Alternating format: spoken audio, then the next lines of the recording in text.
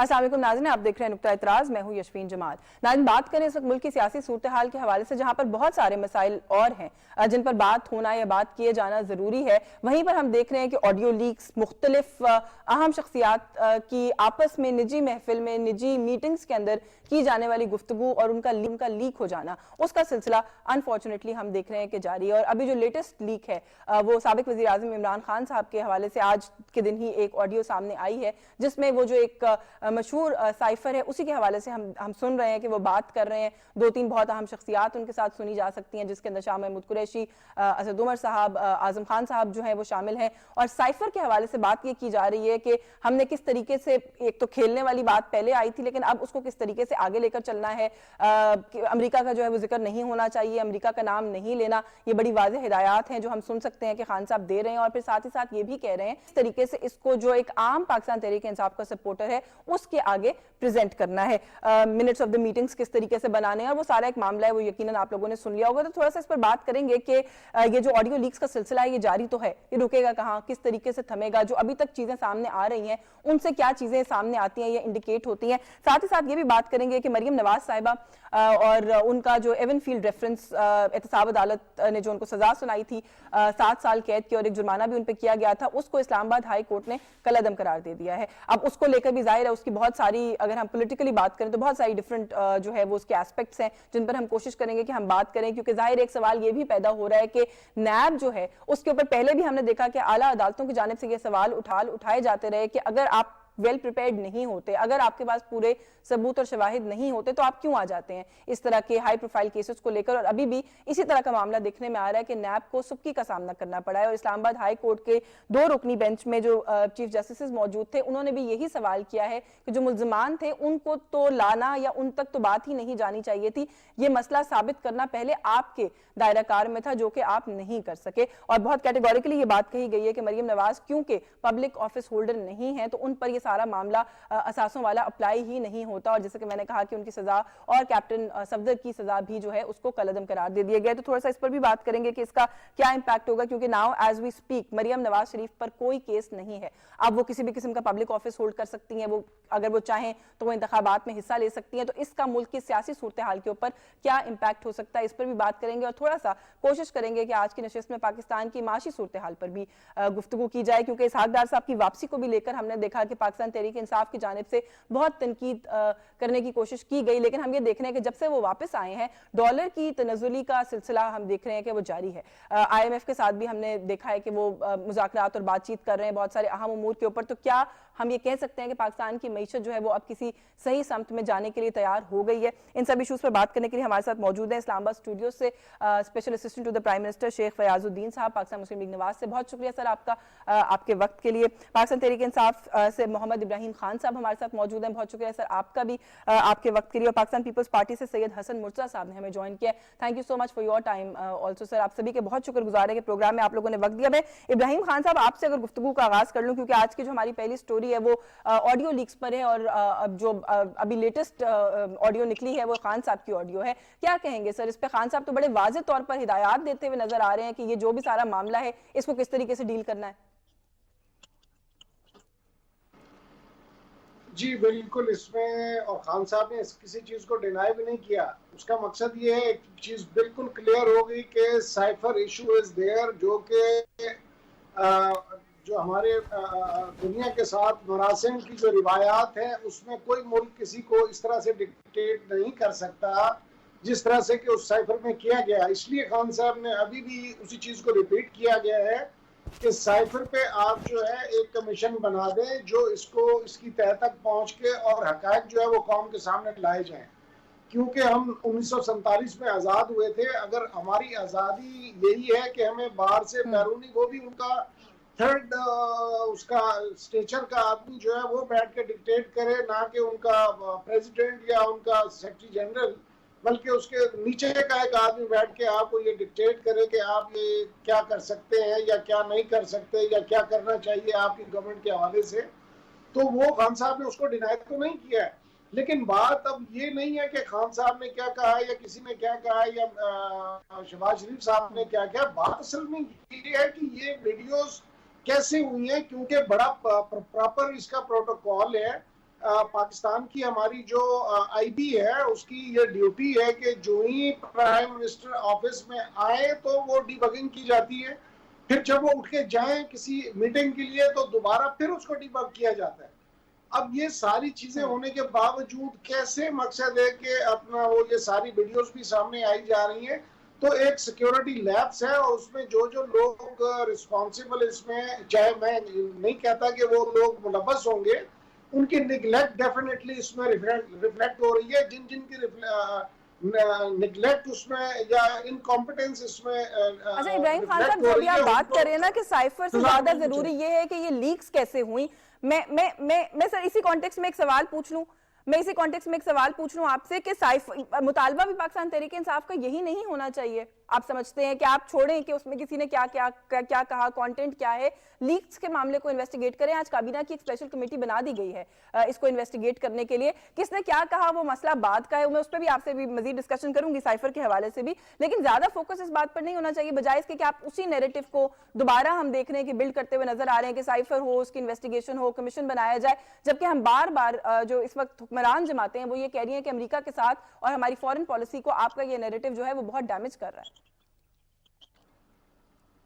देखिए, उन्होंने तो बड़ा क्लियर कट सी बात की है ना कि इसको के फॉरेन मिनिस्टर को और फॉरेन ऑफिस को बुला के और उनके दरमियान मकसद है कि जिन लोगों का ये फील्ड है उनको बुला के उसको उनको समझना चाहिए ना कि इसको किस तरीके से डील करना है।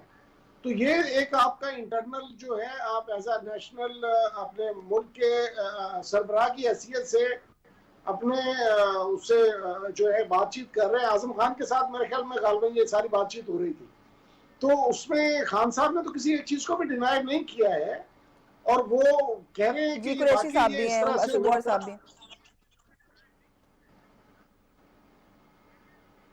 हेलो,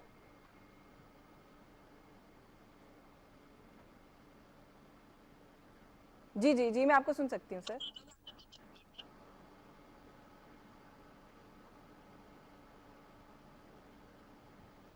मेरा ख्याल है कोई ऑडियो डिले है, शायद टेक्निकल, हम उसको फिक्स करने की कोशिश करते हैं। But I have taken your point. में फयाजुद्दीन साहब की जानिब इसी नुक्ते के साथ जाऊंगी कि सर अभी भी पाकिस्तान तहरीक इंसाफ ये कह रही है कि हम तो डिसोन नहीं कर रहे, हम तो साइफर को भी ओन कर रहे हैं। वो ये कहते हैं जी कि आपको इसकी इन्वेस्टिगेशन जो है वो करवानी चाहिए, बजाय इसके फोकस ये हो कि ये जो लीक्स हैं ये कहाँ से हो रही हैं, ये मामला क्या है, ये किस तरीके से इतना बड़ा ब्रीच जो है वो हुआ है। थोड़ा सा बल्कि हमें आगाह भी कीजिएगा, आज मेरा ख्याल है इस हवाले से कोई अहम फैसला हुआ भी है, शायद इन्वेस्टिगेशन के लिए काबीना की कमेटी कायम की गई है, if I am not wrong. जी, कमेटी कायम की गई है, लेकिन मेरी राय में इस पे जुडिशल कमीशन नहीं बनना चाहिए, इस पे क्रिमिनल इंक्वायरी होनी चाहिए। ये मुल्क के मफादात के खिलाफ एक साजिश थी, ये पाकिस्तान के खिलाफ एक साजिश थी कि इनका ख्याल था कि वो ये अमेरिका के खिलाफ ये बात करके मुल्क की और अमेरिका के ताल्लुकात ख़राब कर देंगे। और आपने देखा होगा कि माजी में पाकिस्तान तहरीक इंसाफ की हुकूमत में हमारे जितने दोस्त हैं उन सब से हमारे ताल्लुकात ख़राब हुए, ख्वाह वो सऊदी अरब हो, ख्वाह वो चाइना हो। सऊदी अरब के दिए हुए तोहफे बाज़ार में बेच दिए गए, चाइना के मुतालिक इल्ज़ाम लगाया गया कि सी पैक के मंसूबों में कमीशन ली गई है। मैं कहता हूँ कोई एक दोस्त बता दे जो इनसे राज़ी हो, और ये एक साजिशी बयानिया है। और मैं समझता हूँ कि हम सबको, इब्राहिम खान साहब को भी, मुझे भी, मुर्तज़ा साहब को भी, पार्टीज़म से बुलंद होकर ये देखना चाहिए कि मुल्क का मफाद क्या है, क्या इसमें मुल्क के खिलाफ कोई साजिश हुई है। पिछले 4 साल के दौर में तहरीक इंसाफ ने सिवाय इंतशार के और कुछ मुल्क को दिया हो तो मुझे बता दें। 20,000 अरब कर्जा लिया है इन्होंने और एक मेगा प्रोजेक्ट नहीं बनाया। ये कहाँ गए पैसे? ये ज़रूर किया है कि हमारे ताल्लुकात हमारे तमाम दोस्तों से उन्होंने ख़राब किए हैं और मुल्क में इंतशार की सियासत की है। जो सबसे बड़ा जुल्म इस पार्टी ने हमारे साथ किया है कि हमारा जो तहजीब इक़्तिदार था उसको इन्होंने मलिया मेट कर दिया है। सियासत को इन्होंने गाली गलूम ओए तोए के पे लेके आए हैं। आपने देखा होगा कि हर लीडर के खिलाफ जो इमरान खान साहब की ज़ुबान है वो घटिया और बाजारी ज़ुबान है। कभी मुस्लिम लीग के किसी लीडर ने भी ऐसी ज़ुबान इस्तेमाल की है? मौलाना को डीजल कहना, शहबाज शरीफ साहब को पालशिया कहना और बिलावल भुट्टो साहब को जो कहना वो मैं कहना भी नहीं चाहता। तो मैं ये समझता हूँ कि हमें सबको मिलके मुल्क के मफाद पे मुत्तफिक हो जाना चाहिए। सियासत में ज़रूर हम अपनी पार्टियों को इमदाद करें, उनके साथ खड़े हों, लेकिन जहां मुल्क के मफाद की बात आ जाए हमें हर चीज से बुलंद होकर पाकिस्तान के मफाद को देखना होगा। अच्छा शेख साहब, इस बारे में एक जी जी देखना होगा। अच्छा, इसमें एक बात जो है वो मैं ये सवाल अक्सर कर रही हूँ अपने पैनलिस्ट से इन प्रोग्राम्स के अंदर कि अगर खान साहब ये साइफर वाली जो बात है खास तौर पे, क्योंकि इसको लेकर वो इतना बड़ा एक नैरेटिव बिल्ड कर रहे हैं जो कि आप सब लोग ये कह रहे हैं कि उसका एक इम्पैक्ट हो रहा है, इंटरनेशनली उसका एक इम्पैक्ट हो रहा है। अब जो ऑडियो सामने आया है उसके अंदर भी वो बड़ी वजाहत के साथ कह रहे हैं कि इस सारे मामले को कैसे प्ले अप करना है और अवाम के सामने कैसे लेके जाना है, तो वो नैरेटिव तो वो बिल्ड कर रहे हैं। तो मैं एक बड़ा सादा सा सवाल ये करती हूँ कि बीइंग इन गवर्नमेंट आपको नहीं लगता कि फिर इस साइफर की इन्वेस्टिगेशन या कमीशन बना ही देना चाहिए ताकि ये मामला once and for all settle हो जाए? देखें, साइबर की जहां तक बात है वो तो हमारे चीफ जस्टिस उमर अताल बदयाल साहब, जो इनके भी बहुत फेवरेट हैं, उन्होंने कह दिया है कि इसमें कुछ साजिश का अंसर नहीं पाया जाता। हमारे जो सिक्योरिटी चीफ्स हैं उन्होंने अपनी मीटिंग में ये कहा है कि इसमें कोई साजिश नहीं है। हाँ, मुल्क के खिलाफ जो साजिश है वो इमरान खान साहब ने साइफर के थ्रू करने की कोशिश की है कि पाकिस्तान को अमेरिका से, आपको याद होगा, ये तो पता नहीं, मैं अल्लाह ताला माफ़ करे हमें, हम किन गुनाहों की सज़ा में फंस गए हैं। शौकत तरीन साहब की भी एक वीडियो लीक हुई थी कि जो वज़ीर ख़जाना पंजाब और वज़ीर ख़जाना केपी को कह रहे थे कि आप इन राइटिंग में कह दें कि हम वो शराइत पूरी नहीं करेंगे ताकि IMF का जो कर्जा है वो हमें ना मिल सके और पाकिस्तान डिफ़ॉल्ट हो जाए। इनका जो एजेंडा है वो पाकिस्तान के खिलाफ है और मैं समझता हूं कि हम सबको मिलकर, बल्कि हुकूमत को भी इस पे क्रिमिनल इंक्वायरी करनी चाहिए, शौकत तरीन साहब के खिलाफ भी और इमरान खान साहब के खिलाफ भी, और जो उन वीडियो लीक्स में जो लोग शामिल हैं जो ये कह रहे थे कि इस पे खेला जाए। एक खिलाड़ी को मुल्क दे देंगे तो वो तो खिलवाड़ ही करेगा, और इसने खिलवाड़ किया है। 20,000 रुपए अरब का कर्जा लिया है और कोई प्रोजेक्ट एक नहीं बनाया। तो मैं ये समझता हूं कि अब वक्त आ गया है कि हमारी कौम को और नौजवानों को भी और जिन लोगों को भी बेवकूफ़ बनाया गया है वो अब राह रास्त पे आएँ और मुल्क के मफाद के लिए आगे बढ़े। मैं सब दोस्तों से और तमाम पार्टियों से अपील करता हूं कि हमें पाकिस्तान के एक बात जो अभी आपने की ना, मैं उसी को आगे बढ़ाऊंगी। हसन मुर्तज़ा साहब को गुफ्तगू में शामिल करूंगी इसी नुक्ते के ऊपर कि ये जो नुक्ता भी आप उठा रहे हैं ना कि इन्वेस्टिगेशन होनी चाहिए, क्रिमिनल इन्वेस्टिगेशन होनी चाहिए। हसन मुर्तज़ा साहब, सर आप मुझे सुन सकते हैं? आप हमारे साथ हैं? जी मैं सुन रहा हूँ। जी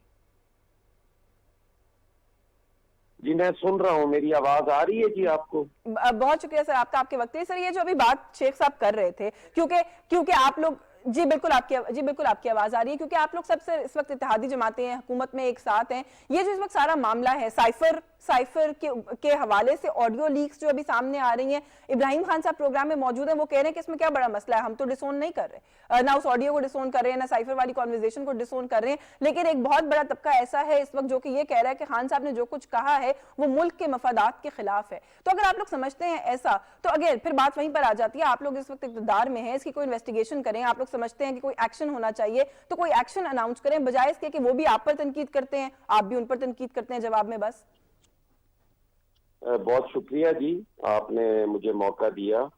गुजारिश ये है जी कि ये चीज कोई ऑन करने से या डिस ऑन करने से मेरा नहीं ख्याल कि उससे कोई फर्क पड़ता है। ये एक मुल्क के खिलाफ मैं समझता हूँ कि ये एक साजिश थी, बहुत बड़ी साजिश थी। और जिस तरीके से इन पिछले 3-4 माह के अंदर जब से ये गवर्नमेंट गई, जिस तरीके से सेंसिटिव मामले को लेके चला गया है, वो इंतहाई मैं समझता हूँ कि मुल्क दुश्मनी के मुतरादिफ है। आप अगर देखें तो खान साहब और जो पहली लीक थी, ऑडियो लीक जिसमें आजम खान वो मशवरा दे रहा है, उसमें क्लियर हो जाता है। और फिर जो आज की ऑडियो है उसमें बिल्कुल ही उस पे हो जाता है कि आपने मुल्क किसी का नाम नहीं लेना, लेकिन इससे खेलना है और ये मिनट्स ऐसे होंगे, वो तो हम नहीं बनाने हैं, जो भी बना दिए। तो ये मैं समझता हूँ कि मुल्क के खिलाफ एक साजिश है। अगर इस पे खान साहब नहीं मानते, वो इस पार्टी के हेड हैं, उनको मौका देना चाहिए। जिस तरह अभी कहा गया कि इस पे क्रिमिनल कार्रवाई होनी चाहिए, उन्हें बिल्कुल कटहरे में लाना चाहिए। ये तो मुल्क की तारीख में इस तरह आज तक नहीं हुआ कि अगर मैं इक़्तिदार में नहीं तो फिर कोई भी नहीं, फिर इस मुल्क की भी जरूरत नहीं। और आपने देखा होगा कि माजी के अंदर इस मुल्क में 2-2 साल में 18 माह में भी हुकूमतें जाती रही हैं, लेकिन ये हालत कभी किसी ने नहीं की। और क्या इसमें कितना बड़ा कोई क़यामत आ गई थी? क्या यूसुफ रज़ा गिलानी की गवर्नमेंट नहीं गई? क्या मियां नवाज शरीफ साहब की गवर्नमेंट नहीं गई? क्या बीबी की गवर्नमेंट नहीं गई? तो इस तरह से सोचना चाहिए कि आप साबिक वजीर खजाना दूसरे वजीर खजाना से कह रहे हैं कि आप ये कर दें और वो कर दें और ये लेटर लिख दें ताकि ये डील ना हो सके और मुल्क दिवालिया हो जाए, और फिर ये किया जा रहा है कि आप एक ऐसा नैरेटिव बिल्ड कर रहे हैं जिससे हमारी खारजा पॉलिसी जो है वो इफेक्ट होती है, उस पर असर पड़ता है। आप कभी फौज को गालियां देना शुरू कर देते हैं, आप कभी जुडिशरी को गालियां देना शुरू कर देते हैं। नहीं तो फिर सर मैं इसीलिए आपसे ये सवाल कर रही हूँ क्योंकि बिलावल भुट्टो साहब ने भी ये बात बार बार कही है कि अमेरिका के साथ जो पाकिस्तान का ताल्लुक है उसको बहुत डैमेज किया है इस पूरे नैरेटिव ने जो कि पाकिस्तान तहरीक इंसाफ बिल्ड करी है। ब्रीफली इस पे कमेंट कर दें कि फिर इसको रोकने का क्या तरीका है। मैं जो बार बार आप लोगों से कह रही हूँ कि इनका मुतालबा मान लें या इसको कंसिडर करें, इन्वेस्टिगेशन जैसे ये कहते हैं उस तरीके से कर लें, उसका मकसद यही है कि ये जो नैरेटिव बिल्ड कर रहे हैं वो कम से कम वो तो बंद हो। क्योंकि बिलावल साहब भी बड़ा कैटेगोरिकली ये कह चुके हैं कि अमेरिका के साथ, प्राइम मिनिस्टर ने भी कहा है कि अमेरिका के साथ इस सारे मामले ने हमारे रिलेशनशिप को बहुत डैमेज किया, नुकसान पहुंचाया। देखिए, नैरेटिव तो इसी सूरत रोक सकता है ना कि उस पे आप जो क्रिमिनल कार्रवाई है वो करें। ये कोई मामला इस तरह छोड़ने वाला तो है नहीं कि आप इसमें जुडिशियल कमीशन बना दें और सारा कुछ होता रहे और चलता रहे। ये तो मुल्क की सलामती को खतरा है।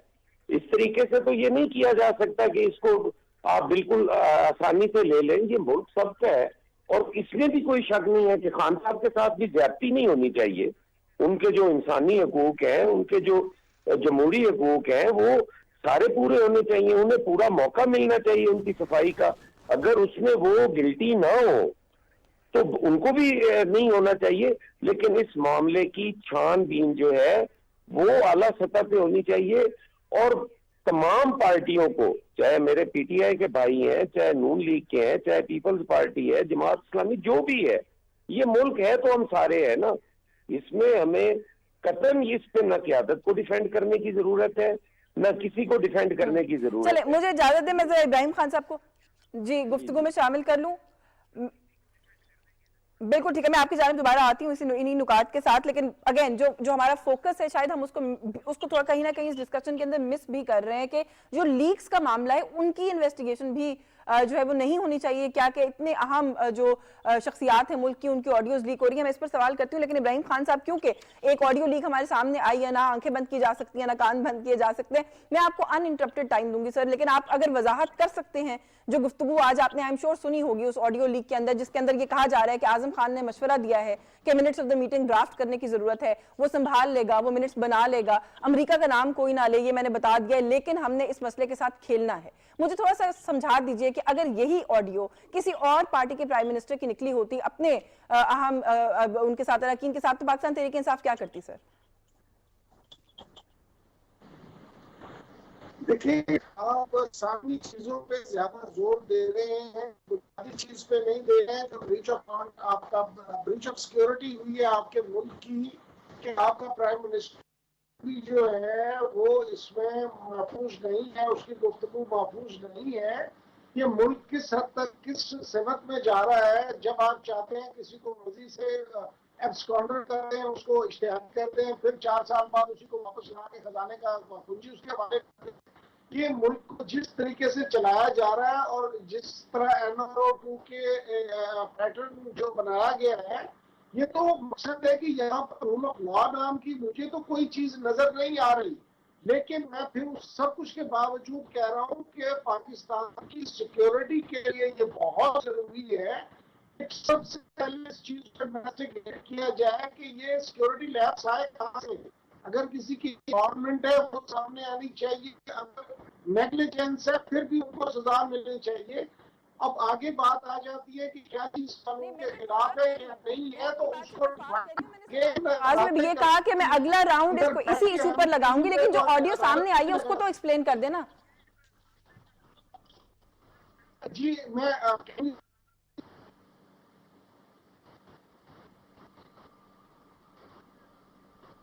हेलो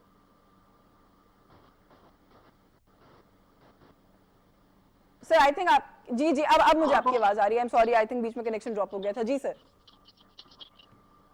जी अब मेरी आवाज आ रही है?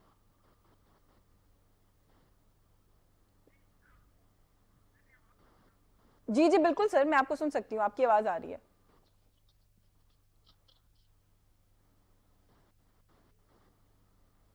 आई थिंक कोई टेक्निकल इशू है। मैं अपने प्रोड्यूसर साहब से रिक्वेस्ट करूंगी कि हम इब्राहिम खान साहब को अगर टेलीफोन पे कनेक्ट कर लें बजाय इसके कि हम इंटरनेट से, बिकॉज वो आवाज जो है वो ड्रॉप हो रही है। अच्छा शेख साहब, मैं अभी इब्राहिम साहब से जवाब लूंगी जैसे ही हमारा दोबारा उनके साथ राब्ता होता है, जो सवाल मैंने किया था। लेकिन एक बात जो उन्होंने अपनी गुफ्तगू में कही, वही नुक्ता मैंने अपने सवाल में भी छोड़ा था कि साइफर का मामला, खान साहब की डीलिंग साइफर के साथ, वो उस एस्पेक्ट को अगर एक मिनट के लिए साइड पे रख दीजिए। इतनी अहम जगहों पर होने वाली अहम गुफ्तगू, अहम शख्सियात के दरमियान उनका लीक हो जाना, क्या ये सिक्योरिटी ब्रीच के जुमरे में आता है? अगर आता है तो इसको किस तरीके से आप समझते हैं कि इन्वेस्टिगेट किया जाना चाहिए? मैं ये समझता हूँ कि ये यकीनन सिक्योरिटी लैब्स है, लेकिन सबसे जो अहम और ख़तरनाक बात है वो गुफ्तगू है जो इमरान खान साहब अपने साथियों के साथ और अपने प्रिंसिपल सेक्रेटरी के साथ कर रहे हैं। हमें उस पर ज़्यादा तवज्जो देनी चाहिए कि ये गुफ्तगू क्या मुल्क के मफाद में है, ये गुफ्तगू क्या पाकिस्तान के हक में है। हमें इस बात पे ज़्यादा जोर दे कि इसकी क्रिमिनल इंक्वायरी करनी चाहिए कि ये क्या मामला था। जैसा कि इमरान खान साहब ने खुद कहा है कि अभी तो मैं खेलूंगा, तो भाई आपने क्या खेलना है? मुल्क की माशियत का बेड़ा गर्क करके आप गए हैं। आपने पाकिस्तान के ताल्लुकात उनके दोस्तों से बर्बाद कर दिए हैं। आपने पाकिस्तान की सियासत को गाली गलूच पे ले आए हैं। आपने तरक्की के उस सफ़र को जो नून लीग ने 17 में छोड़ा था, आप तनज़्ज़ुल की तरफ बल्कि पस्ती की तरफ ले गए हैं। तो खुदारा हम सबको मिलकर पाकिस्तान के मुस्तकबिल को सोचना चाहिए। जैसा कि अपने मुर्तज़ा भाई साहब ने कहा है कि मुल्क है तो हम सब हैं, हम सब की इज्जत, हम सब की वक़ार इस मुल्क के साथ है। तो हमें इसके मुल्क के मफादात पे कभी किसी सूरत में भी कंप्रोमाइज़ नहीं करना चाहिए। ख्वाह किसी पार्टी का कोई आदमी हो जो मुल्क के मफाद के खिलाफ काम करे, उसको हमें अपना ज़ाती दुश्मन समझना चाहिए। और मैं समझता हूँ कि अब वक्त आ गया है कि उन तमाम बातों का उन पर पर्दाफाश किया जाएगा कि जो पिछले 4 साल में होती रही है। और आप ये देखें कि जो गुफ्तगू हुई है उस पर अपने इब्राहिम खान साहब भी कह रहे हैं कि इमरान खान साहब ने तरदीद नहीं की। क्या कोई मुहब्बे वतन उस गुफ्तगू को सेकंड कर सकता है जो की गई है? कोई भी आदमी जी हो आदमी कह सकता है कि वो बातें दुरुस्त है जो उन्होंने की हैं या मुल्क के मफाद में हैं? और आप ये देखें कि शौकत तरीन साहब ने जो ये तो इस बात पे तुले हुए हैं कि हर सूरत में मुल्क को डिफॉल्ट कर दिया जाए और मुल्क का हाल श्रीलंका से भी बदतर हो जाए। और इमरान खान साहब तो ये कहते हैं अगर मैं नहीं हूं तो पाकिस्तान के 3 टुकड़े हो जाएंगे, मैं नहीं हूं तो पाकिस्तान में एटम बम गिर जाएगा। भाई पाकिस्तान है तो हम सब हैं, आप पाकिस्तान नहीं है। पाकिस्तान 22 करोड़ लोगों का नाम है, हमने उनके लिए सोचना है, आपकी हुकूमत के लिए नहीं सोचना। आप तो इतना भी सब्र नहीं कर सकते कि चंद महीनों के बाद ही इलेक्शन अनाउंस हो जाना है। देखिए ना, अगस्त में अगर इलेक्शन होने हैं तो उसके 3 महीने बाद पहले इंटरिम गवर्नमेंट बन जाएगी। ये 4-5 महीने ये बर्दाश्त नहीं कर सकते। ये इक़्तिदार के बगैर एक दिन नहीं रह सकते। जो इन्होंने इक़्तिदार में लूट मार की है वो इनको वो रात को सोने नहीं देती। ख्वाह वो बुशरा बीबी की हो, वो पिंकी की हो, या उस्मान बुजदार की हो, या पंजाब के सबसे बड़े डाकू को हुकूमत देने की हो। नहीं, लेकिन शेख साहब उनका नुक्ता या तनकीद आप पर ये है कि, बल्कि कल भी कहा पाकिस्तान तहरीक इंसाफ के एक सीनियर रहनुमा ने कि ये बिल्कुल शॉर्ट नोटिस के ऊपर, आखिरी मिनट की एक कॉल के ऊपर खान साहब की इतना बड़ा मजमा जमा हो जाता है और मैसिव लेवल के ऊपर जो है वो खान साहब जलसे करते हैं, जिसकी वजह से आप लोगों को रात को नींद नहीं आती और आप घबरा रहे हैं। मैं आपको पहले कह रहा हूं कि झूठ जो है वो दिलकश होता है, वो खूबसूरत होता है, सच हमेशा कड़वा होता है, लेकिन झूठ का पर्दाफाश होना होता है। झूठ से ज्यादा दिन नहीं चल सकता।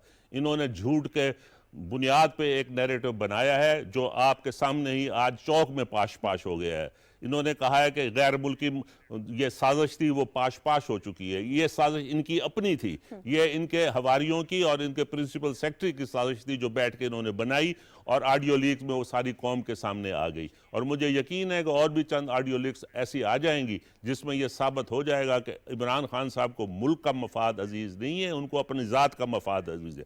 ये खुद गर्ज तरीन सियासतदान पाकिस्तान की तारीख में आया है जिसने जो कहा है उसे यू टर्न लिया है। जब भी इसका जी इब्राहिम खान साहब से मैं चेक कर लूं अगर जी जी इजाजत है, मैं इब्राहिम खान साहब से चेक कर लूं कि उनको इब्राहिम खान साहब आप मुझे सुन सकते हैं? जी मैं सिर्फ इतना सा कहना चाह रहा था कि जो सर आपकी ऑडियो मेरे पास थोड़ा सा किसी इशू के साथ आ रही है, लेकिन सर जी आवाज मैं सिर्फ इतना कह रहा हूँ कि जो इस पूरे वतन में अपने आप को डिक्लेयर कर रहे हैं वो इस मुल्क से जो कुछ था लूट के बाहर ले गए। और जिसने सब कुछ पाकिस्तान में ला के और पाकिस्तान के अवाम के लिए कर रहा है, और खड़े होकर फिर कह रहे हैं कि आप पाकिस्तान के लोगों को ये मौका दें कि वो आके फैसला करें कि किसको बनाना है किसको नहीं बनाना। उसमें आना चाह रहे क्योंकि जवाब देंगे। खान साहब, बसद एहतराम, कल के इस्लामाबाद हाई कोर्ट के फैसले के बाद भी आपको लगता है कि आपको ये कहना चाहिए जो आप कह रहे हैं? इंटरफेरेंस का इस्लामाबाद हाई कोर्ट के फैसले के साथ क्या ताल्लुक है? ये वही इस्लामाबाद हाई कोर्ट है जिसकी इमरान खान साहब ने तारीफ की है। ये वही हाई कोर्ट है इस्लामाबाद की। इस्लामाबाद हाई कोर्ट का इससे क्या ताल्लुक है साइफर से? मैं तो क्या साइफर उसकी इन्वेस्टिगेट कराएं। जो ब्लेटेंट इंटरफेरेंस का लफ्ज दो काउंसिल ने अपडेट किया है पाकिस्तान। नहीं खान साहब, आपने अभी हवाला ये दिया कि क्या वो मुहिब्बे वतन है जो दौलत लूट कर बाहर ले गए? नहीं, जो दौलत लूट कर बाहर ले गए।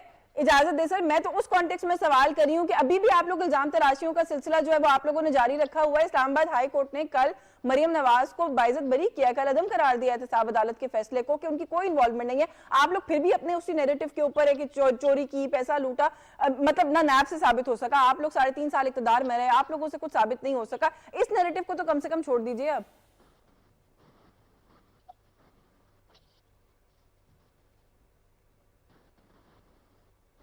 आपकी आवाज ब्रेक हो गई। मुझे अगर ले लें तो मैं बहुत सर आपकी आवाज असल में मैं भी बिल्कुल नहीं सुन पा रही हूँ। आपको टेलीफोन लाइन पर कनेक्ट करने का हम कोई तरीका, बिल्कुल सर, आपको टेलीफोन लाइन पर कनेक्ट करने का हम कोई तरीका, बिकॉज बिल्कुल भी ना उनको मेरी आवाज आ रही है प्रॉब्ली और ना मैं उनको सुन सकती हूँ। अच्छा हसन मुर्तजा साहब, ये जो बात अभी कर रहे थे, आपसे भी मैंने सवाल जब मैं कर रही थी तो मैंने यही पॉइंट छोड़ा था कि आप लोग जो मैं इन प्रिंसिपल सवाल कर रही हूँ अनफॉर्चुनेटली उस पॉइंट को मिस कर रहे हैं कि देखें गुफ्तगू जो सामने आ रही है इमरान खान साहब की तरफ से वो सारा बिल्कुल ठीक है, वो डिबेटेबल है, आप उसके ऊपर बहस कर सकते हैं, डिस्कशन कर सकते हैं, लेकिन इन प्रिंसिपल जो एक नुक्ता है कि क्या ये कोई सिक्योरिटी ब्रीच है, क्योंकि खाली इमरान खान साहब की ऑडियो तो नहीं आई है, और लोगों की ऑडियोज भी हम देख रहे हैं कि आ रही है, मजीद भी शायद कुछ इस तरह की चीजें आ सकती हैं, तो क्या उस सिक्योरिटी ब्रीच के एंगल से इसको इन्वेस्टिगेट करना चाहिए? मैं समझ रहा हूँ कि हम अपने गुफ्तगू से हट रहे हैं। जी हसन मुर्तजा साहब, आप सुन सकते हैं मुझे? जी मुझे आ रही है आवाज आपकी। जी आपको मेरी आवाज आ रही है? जी आ रही है? जी जी जी बिल्कुल आ रही है सर, बिल्कुल आ रही है। देखिए मैं समझता हूँ कि हम अपने मौजू से हट रहे हैं। जी सर, बिल्कुल आ रही है। जो इस मुल्क को सबसे बड़ा चैलेंज दरपेश है वो ये है कि यहाँ के एक साबिक वजीर आजम, एक पार्टी के सरबरा, उन्होंने एक ऐसा नैरेटिव बिल्ड किया जिसकी वजह से पाकिस्तान की खारजा पॉलिसी हिट हुई। और ये बिल्कुल दुरुस्त आपने कहा कि किसी भी वजीर आजम की वजीर आजम हाउस में या उसकी गुफ्तगू बग करना या बगिंग जो आलात हैं वो नस्ब करना, और ये बिल्कुल सिक्योरिटी ब्रीच है, इसमें कोई शक नहीं है, उस पर अलग इंक्वायरी होनी चाहिए। लेकिन इस वक्त ये डिबेट नहीं होनी चाहिए कि क्या वो सिक्योरिटी ब्रीच है या नहीं है। इस वक्त तो ये है कि जो गुफ्तगू लीक हुई वो इस मुल्क के मफाद में है या मुल्क के मफाद में नहीं है, वो मुल्क से हुब्बुल वतनी है या वो इस मुल्क से और इस मुल्क का जो एक साबिक वजीर आजम, एक जिम्मेदार शख्स, एक ब्यूरोक्रेट, वो अगर बैठकर ये गुफ्तगू कर रहे हैं, दो वफाकी वजीर बैठकर ये गुफ्तगू कर रहे हैं कि हमने मुल्की मफाद के साथ किस तरह खेलना है, इस मीटिंग के मिनट्स कैसे बनाने हैं, लोगों के सामने वो कैसे लाने हैं, उस साइफर में जो लिखा है वो किसी को नहीं दिखाना, हमने सिर्फ और सिर्फ वो मिनट्स लाने हैं, और वो मिनट्स वो आजम खान साहब कह रहे हैं कि मैं अपनी मर्जी से बना लूंगा, वो मैंने करने हैं ना, वो मैं उनको कर लूंगा। और फिर उस पे सेक्रेटरी खारजा को बुला के वो मीटिंग कन्वीन की जा रही है। ये सारी चीजें मैं समझता हूँ कि ये मौजूए बहस होनी चाहिए, ये हमारा नुक्ता नजर जो इस पे हो वो सामने आना चाहिए, ना कि हम इस वक्त करप्शन को लें। करप्शन एक अलहदा इशू है, उस पर बिल्कुल अक्रॉस द बोर्ड कार्रवाई होनी चाहिए, लेकिन यहाँ पर उसकी जरूरत नहीं है। एक फैसला हाई कोर्ट ने दिया, इस्लामाबाद हाई कोर्ट ने, वो सर आंखों पर है, उनके पहले फैसले भी मानते रहे, उनके ये फैसले भी माने जाएंगे। जो सिक्योरिटी ब्रीच है उसकी अपनी जगह इंक्वायरी होनी चाहिए, वो भी बिल्कुल जो नहीं, जिम्मेदार लेकिन सर हो। मैं हसन साहब, मैं थोड़ा सा आपकी मौजूदगी का फायदा उठाते हुए, आपने बिल्कुल I taken your point security breach के ऊपर, लेकिन ये जो इस्लामाबाद हाई कोर्ट का फैसला है सर, अगर उसको सामने रखें और जिस तरीके से एहतसाब अदालत के फैसले को कलअदम करार दिया, 7 साल की कैद थी, जुर्माना था, कैप्टन सफदर की सजा थी, उसको कलअदम, इस तरह की बहुत सारी मिसालें और केसेस और मिलते हैं जहां पे लोगों को कैद में रखा गया, उसके बाद कोई चीज साबित नहीं हुई, लोगों को ट्रायल तक लेके जाया गया, कोई चीज साबित नहीं हुई, लोगों को किसी एक कोर्ट से, किसी ट्रायल कोर्ट से, एहतसाब अदालत से सजा दिलवाई गई, बाद में ये जिस तरह भी हुआ कलअदम करार दे दी गई, कुछ साबित नहीं हुआ। सर इसको भी तो थोड़ा सा देखने की जरूरत नहीं है? आप लोग अब इक्तदार में हैं कि किस तरीके से एक इदारा लोगों को लेके ले जाता है, ट्रायल करता है, उनका मीडिया ट्रायल होता है, उनका इमेज खराब किया जाता है, आखिर में निकलता कुछ नहीं है।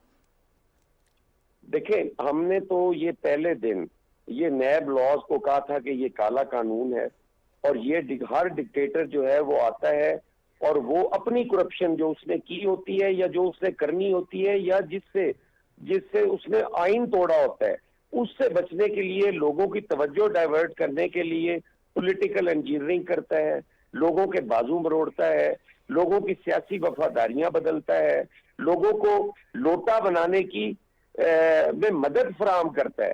ये नैब लॉज का तो हमने पहले दिन कहा, हमने अपने नून लीग के भाइयों से भी 18th अमेंडमेंट में कहा कि ये नैब लॉज गलत है।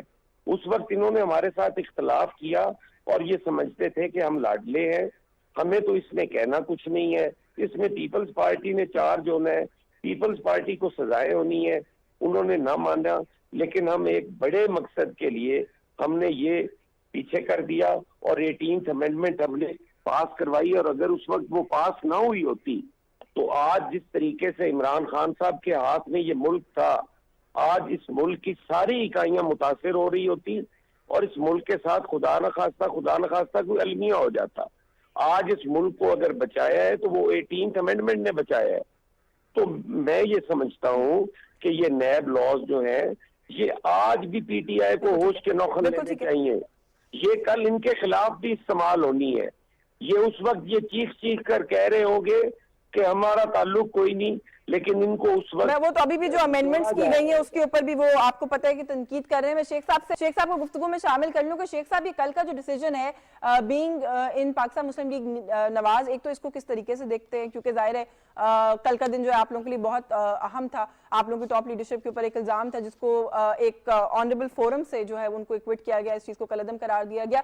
एंड इसको लेकर अब एक बड़ी कयास आइयां भी हम देख रहे हैं कि हो रही हैं कि मरियम साहिबा तो कोई पब्लिक ऑफिस भी होल्ड कर सकती हैं, वो इलेक्शन कंटेस्ट कर सकती है, तो इस तरह की कोई तैयारी भी आप समझ रहे हैं कि आप लोगों की पार्टी लेवल पे हो रही है किसी लेवल पे? जी, मैं अर्ज करूंगा, पहले तो मैं इस केस के बारे में बात करूंगा कि आप देखें मरियम 6 माह इस केस में जेल में रही हैं, और ये केस किसने बनाया था? ये इमरान खान साहब की हदायत पे और उस वक्त के जो उनके सहूलतकार थे उन्होंने मिलकर ये सब केस बनाया था, और इस्लामाबाद हाई कोर्ट ने उसके परखचे उड़ा दिए हैं। और दूसरी बात यह है कि ये जो कहते हैं ना कि नैब कानून को अभी भी ख़त्म कर दिया है हमने, तो नैब का कानून एक डिक्टेटर ने बनाया था, परवेज़ मुशर्रफ ने, और उसके जो वारिस हैं वो अभी भी ये कह रहे हैं कि इस कानून को होना चाहिए। ये सुप्रीम कोर्ट कह चुकी है कि ये जो नैब है ये आर्म ट्विस्टिंग और पॉलिटिकल इंजीनियरिंग के लिए इस्तेमाल की जा रही है। तो मेरे ख्याल में तो नैब को मेरे ख्याल में ख़त्म कर देना चाहिए। FIA मौजूद है, FBR मौजूद है, और आपको याद होगा कि आपके जहन में होगा कि हाई कोर्ट ने कहा है कि अगर ये केस बनता भी है तो FBR इसकी तहकीक करे। अगर उन्होंने ये गलत पैसे कहीं से इकट्ठे किए हैं और उसके वो नहीं दे सकते तो FBR उनसे पूछ सकता है। आमदन से ज़ायद असासे का जो केस है वो किसी पब्लिक ऑफिस होल्डर के तो खिलाफ हो सकता है, मरियम बीबी के खिलाफ नहीं हो सकता। दूसरी बात जो साइफर की आपने बात की है, मैं ये कहना चाहता हूं कि अगर घर को आग लगी हो तो पहले ये नहीं देखा जाएगा कि आग कैसे लगी है, पहले कोशिश की जाएगी कि ये आग बुझाई जाए। हमने देखना यह है कि यह साजिश किसने की है, और इस साजिश का मकसद पाकिस्तान को नुकसान पहुंचाना है। आपको भी पता है कि अमेरिका हमारा सबसे बड़ा बिजनेस पार्टनर है, $6 अरब की हमारी एक्सपोर्ट है अमेरिका को। अगर अमेरिका हमारी एक्सपोर्ट पे बैन लगा दे तो आपके माली हालात क्या होंगे। आप, मेरा ख्याल है कि 2 महीने में हम बैंकरप्ट हो जाएंगे और दिवालिया हो जाएंगे। ये एक साजिश है पाकिस्तान के खिलाफ कि उसके दोस्तों को इससे लड़ाया जाए और पाकिस्तान को कमजोर किया जाए। बाकी इब्राहिम खान साहब, एक आखिरी बात मुझे करने दीजिएगा। खान साहब बड़े नफीस आदमी हैं, इनका ताल्लुक भी जनूबी पंजाब से है और मेरा भी जनूबी पंजाब से है। जनूबी पंजाब में एक मुहावरा है कि जो मुंह पे झूठ बोले और दरिया के पार से गाली दे, हम उसका कुछ नहीं कर सकते। इमरान खान साहब मुंह पे झूठ बोलते हैं, बड़े धड़ल्ले से झूठ बोलते हैं और मुतवातर और मुसलसल झूठ बोलते हैं, और जब एक आदमी का बुनियादी झूठ हो उसको हम क्या कहें। अब खान साहब जो फरमाए हम सुनने के लिए तैयार है। अच्छा, मैं इब्राहिम खान साहब से क्योंकि वो बीच में लाइन डिस्कनेक्ट हो गई थी, आपने जो पॉइंट रेस किया सिक्योरिटी ब्रीच वाला, मैंने उस पर डिस्कशन किया, मैं आपके नुक्ते से इत्तेफाक करती हूँ। लेकिन सर, जो सिक्योरिटी ब्रीच की वजह से जो कुछ सामने आया, जैसे मैंने सवाल में कहा था कि उससे कान भी बंद नहीं कर सकते, आंखें भी बंद नहीं कर सकते, जो कुछ कहा गया उसको कैसे एक्सप्लेन करेंगे सर? देखें, इसको स्टेप वाइज उठा के देखें। पहले ब्रीच ऑफ सिक्योरिटी जो है हाईएस्ट लेवल पे उसको एड्रेस करें, फिर इसको ये जो आप इशू बता रही हैं कि खान साहब ने जो मशवरे किए हैं, जो बात की है, उसके लिए हमारे कोर्ट्स मौजूद हैं। कोर्ट्स उसको टेकअप करके देख सकते हैं कि इसमें कोई चीज़ खिलाफ कानून है या नहीं है। वहाँ ये इनकी लीडरशिप तो बैठ के लंदन से डायरेक्ट बाय नेम इंस्टीट्यूशंस को कहती रही है कि फलां फलां जज साहब ये कर रहे हैं और फलां फलां जो है आर्मी के हेड ये कर रहे हैं। ये लोग मकसद है कि अब हमें ताने दे रहे हैं, हम इन्हें कह रहे हैं छोड़ें सब बातें। ये इल्ज़ाम लगाने के कौन झूठ बोल रहा है, मैं उस गंद में नहीं पढ़ना चाहता कि जी आप, मैं इनकी लीडरशिप के मुतालिक कुछ कहूँ, वो रिटन ऑन द वॉल है सारा कुछ। अब सीधी सी बात ये है कि अवाम के पास चलें, अवाम से मैंडेट लें। 22 करोड़ का मुल्क है, किसी के बाप की मलकियत नहीं है, और 22 करोड़ को ये फैसला करने दें कि वो किसको यहाँ पर गवर्नेंस के लिए लाना चाहते हैं। आप जो तरीके इस्तेमाल करके जिस तरह कोर्ट्स को इस्तेमाल कर लें, लेकिन देखें तारीख बहुत अच्छी बात है कि आप 22 करोड़ अवाम के पास जाए, लेकिन आपने अपनी गुफ्तगू में 2 बातें की हैं सर। आपने अपनी गुफ्तगू में 2 बातें की, अगर मुझे इजाजत दें, आपने अपनी गुफ्तगू में 2 बातें कही हैं। एक तो आपने ये कहा कि इदारों के सरबराहों को कुछ कहते रहे हैं, अदालतों को कुछ कहते रहे हैं, मिस्टर एक्स, मिस्टर वाई, जजेस का नाम लेके, कि आप लोगों की तरफ से कुछ नहीं कहा जाता रहा जलसों पर। एक तो ये कह दीजिएगा। दूसरा सर, ये जो बार बार आप कह रहे हैं कि इनकी लीडरशिप, आपने पहले भी जो हवाला दिया, आपने कहा मुल्क की दौलत लेके बाहर चले गए। मैंने इस कॉन्टेक्स्ट में सवाल उस वक्त भी आपसे किया था कि कल इस्लामाबाद हाई कोर्ट ने ये कलअदम करार दिया उस फैसले को और उनको बाइज्जत बरी कर दिया। सर, अभी भी आप लोग अपने इस नैरेटिव से पीछे नहीं हट रहे? ये इनको सजा दी किस कौन से इदारे ने थी, पहले तो ये बता दीजिए। मेरा सवाल ये है कि इसको किस इदारे ने ये सजा दी थी? क्या मैं आपकी बात नहीं समझ सकी।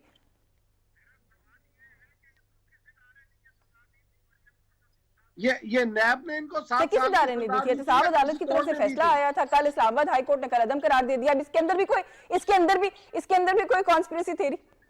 आप उसको छोड़ दें। मैं सिर्फ इतना सा पूछना चाह रहा हूं कि मरियम को 7 साल की सजा किसने दी थी? आपने दी थी, मैंने दी थी, या नैब ने दी थी? वही एहतसाब अदालत ने दी थी। इस्लामाबाद की एहतसाब अदालत की तरफ से फैसला आया था और कल उसको इस्लामाबाद हाई कोर्ट ने जी। नवाज शरीफ को किसने दिया? नवाज शरीफ को सजा किसने दी?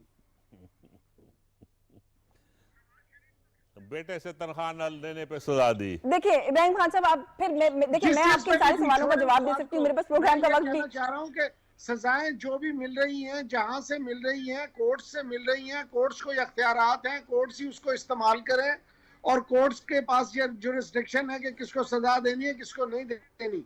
अब जो औरत ये कहती है बीबी के मैंने पाकिस्तान अपना लंदन, तो क्या मेरी पाकिस्तान में भी कोई जायदाद नहीं है? ये ऑन रिकॉर्ड है उनकी बात। अब उसको जो है वो दूध में धो के और साफ करके, कोई अदालत हो कोई भी हो वो उसको साफ करता है, तो दुनिया जो है ना वो जीती मक्खी कोई नहीं निकलता।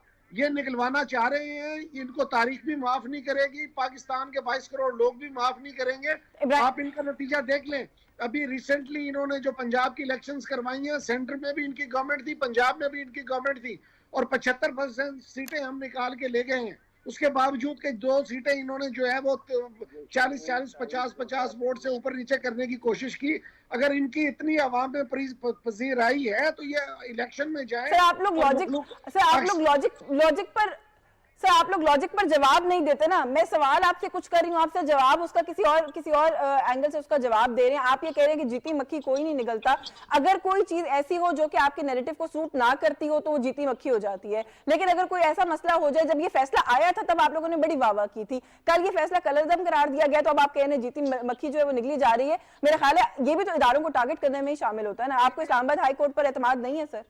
देखें, इसको साबित करना है पाकिस्तान की कौम ने, पाकिस्तान के 22 करोड़ लोगों ने, कि ये जितने फैसले चाहे अदालतों के आ रहे हैं। अब आप देख लें वो काजी फैज ईसा साहब जो हैं, उन्होंने अपनी उधर बैठ के अदालत में आगे सारे जज अपना बैठे हुए थे, वकला भी बैठे हुए थे, और मकसद है कि सारा जुडिशल रिलेटेड लोग वहां पे मौजूद थे। तो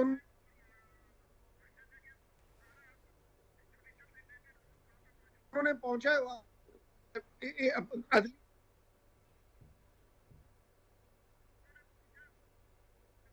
पाकिस्तान की अदलिया के साथ जिस तरह से मामला जा रहे हैं मुतमईन हो। अब मैं इसमें मकसद है, इससे बढ़ के कोई बात नहीं करना चाहता, लेकिन सिर्फ आपको इतना सा बताना चाहता हूं। देखिए, हाई कोर्ट के फैसले हैं, सुप्रीम कोर्ट के फैसले हैं, वो फैसले हो रहे हैं। वो इब्राहिम खान साहब, आपने मुझसे 2-3 सवाल किए ना कि आप जवाब दें। मैं आपसे एक सवाल करी हूं, सिर्फ उसका जवाब दे दें। आप लोगों को इस्लामाबाद हाई कोर्ट पर एतमाद है कि नहीं है? हाँ या ना का बड़ा सवाल है। हमारे मुल्क की कोर्ट्स हैं, अब जब वो फैसला दे चुकी हो तो फैसले के बाद उस पर आपको कमेंट करने का पूरा हक हासिल है। फ्रीडम ऑफ एक्सप्रेशन जो है ये उसमें आता है, और आप अपने जो है अपने जज्बात सर आप कमेंट करें। मैं तो एतमाद की बात कर रही हूँ, आपको एतमाद है कि नहीं है आप जरूर कमेंट करें। देखिए, मैं किसी के ये आप एक मैं तो आपको प्लेटफॉर्म ओपन प्लेटफॉर्म दे रही हूँ, आप बिल्कुल कमेंट करें। मैं तो जर्नलाइज सवाल कर रही है, ये बड़ा स्पेसिफिक केस है। इस केस में मैं उस केस से बिल्कुल मुतमईन नहीं हूँ। अब ये कहना कि मैं सुप्रीम कोर्ट अपना high court Islamabad high court से मुतमईन नहीं हूँ, that is a different story. वो ऐसा नहीं है। मैं कोर्ट की बात नहीं कर रहा हूँ, मैं एक फैसले की बात कर रहा हूँ कि ये फैसला जो है उससे मैं मुतमईन नहीं हूँ। पाकिस्तान की 22 करोड़ अवाम जो है उससे मुतमईन नहीं है, क्योंकि फैसला आ चुका और उसके बाद हमें उस पर अपने व्यूज को जो एक्सप्रेस करने का पूरा हक हासिल है। मैं बात कर सकता हूँ यशवीन? आपको अपने व्यूज एक्सप्रेस करने का हक हासिल है, मैं तो कुछ नहीं कह रही। अच्छा शेख साहब, जी बिल्कुल प्लीज। जी मैंने टाइम के लिए जी प्लीज बात करें। देखिए, गुजारिश ये है कि यहाँ हसन साहब आप कुछ कहना चाह रहे हैं प्लीज? जी बार यहाँ पे इलेक्शन का कहा जा रहा है जी कि अवाम के पास जाएं, अवाम के पास जाएं, जो उनके ऊपर इल्जाम भी नहीं है। जो उन्होंने अपनी जबान से कहा है वो मैं समझता हूँ कि इस मुल्क के खिलाफ साजिश है, और एक इंसान पर एक गद्दारी की छाप लगी हुई है। उसको किस तरह इलेक्शन में जाने दें? क्या हम किसी भी बाहर का जो हम हिंदुस्तानी किसी को कह दे कि आके इलेक्शन लड़ ले, अवाम उसको चुन ले तो हम उसको वजीर आजम बना दे? इस तरह की बात नहीं है। ये बात महज एक बात या गुफ्तगू नहीं थी। इसमें बात बहुत आगे चली जाएगी। तो आज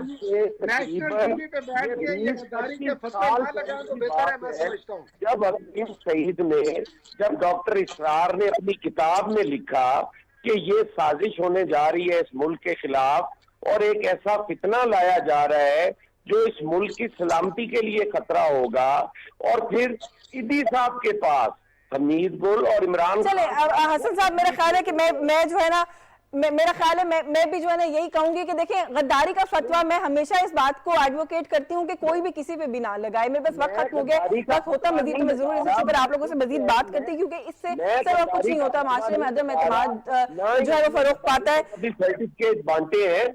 मैं तो ये बात कह रहा हूँ कि वो अपनी जबान से एक चीज का एतराफ कर रहे हैं कि हमने इस मुल्क के मफादात के साथ खेलना है, उन्होंने अपने जाती मफाद को तरजीह दी है। और फिर माजी में जो किताबें लिखी गई, डॉक्टर इसरार अहमद ने जो बिल्कुल ठीक है। अच्छा हसन साहब, मुझे आपको इंटरप्ट करना पड़ेगा, आई एम सॉरी, मुझे बताया जा रहा है वक्त बिल्कुल खत्म हो गया। शेख साहब अगर आप वन लाइनर कमेंट करना चाहते हैं तो कर दे, मैं देख रही हूँ कि आप बात करना चाह रहे हैं। जी मैं हसन साहब मुझे इजाजत देंगे, इब्राहिम साहब मुझे इजाजत देंगे, सर वक्त खत्म हो गया। मैं इब्राहिम भाई की इस शेख साहब बात जी मैं इब्राहिम साहब की इस बात का जवाब देना चाहता हूं कि लोकल बॉडीज की 20 सीटें जो सूबाई असम्बली की जो 20 सीटें पीटीआई की थी, उन इलेक्शन में 5 सीटें हमने इनसे जीत ली।